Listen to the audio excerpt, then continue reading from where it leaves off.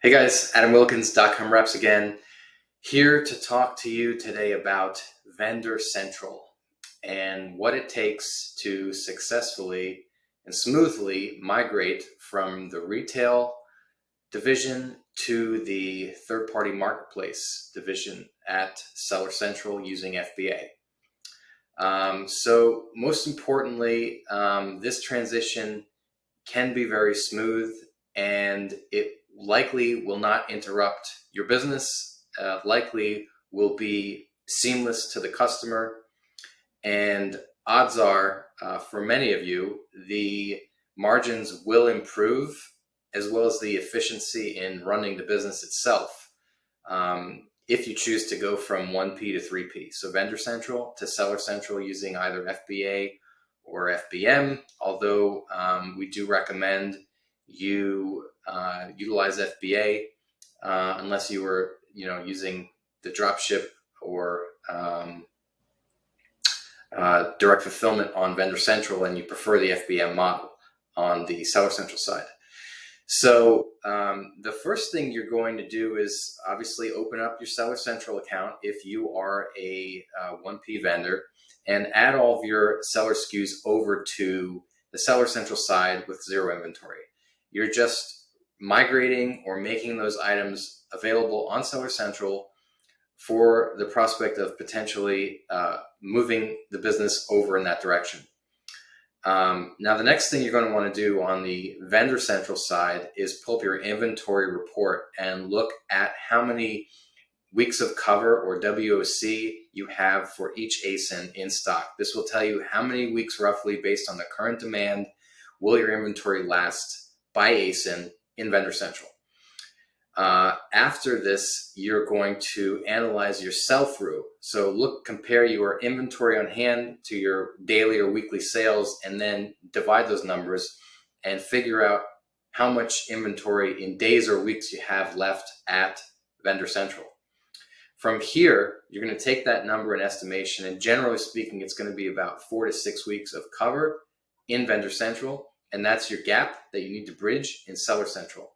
So what you're going to do is start to, assuming you've converted these items over to FBA, you're going to send in shipments of those items, non-aggressive quantities.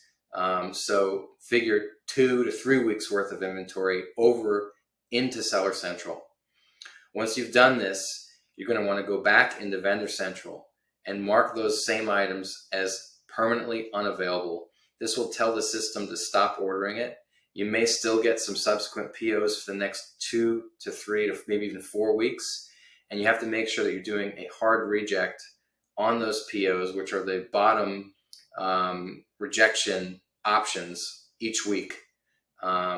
Maybe 2-3 weeks in a row of hard rejects on POs and ASINs, the system will stop ordering them and sourcing them from you.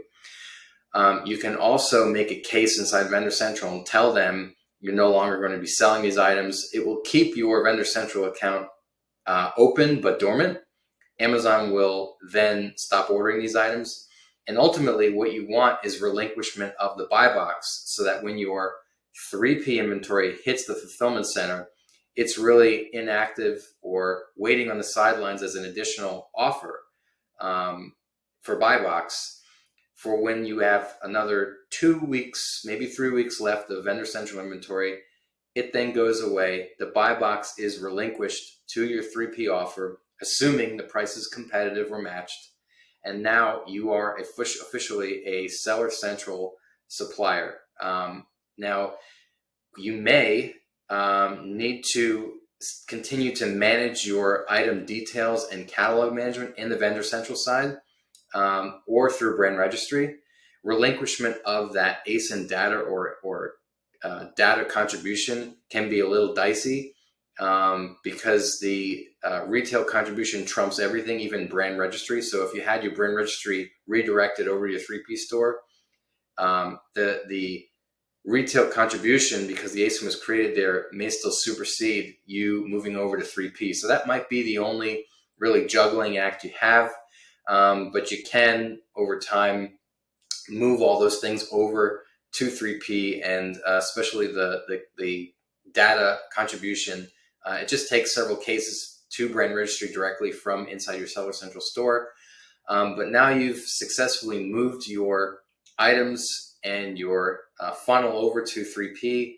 Likely the next step you need to do is stop advertising through your AMS account associated with your vendor ID, and open up or register a third-party advertiser ID associated with your 3P merchant token. So that will allow you to advertise those items now in Seller Central where the buy box is expected. Hopefully this video helps some of you. It's a little bit of a confusing process. We can certainly help hold your hand and or manage you through this process. To find more information, you can go to .comreps.com. Ask for Adam. I'm the owner and founder. And any other questions or comments, please leave those below and make sure you subscribe to the channel. Thank you.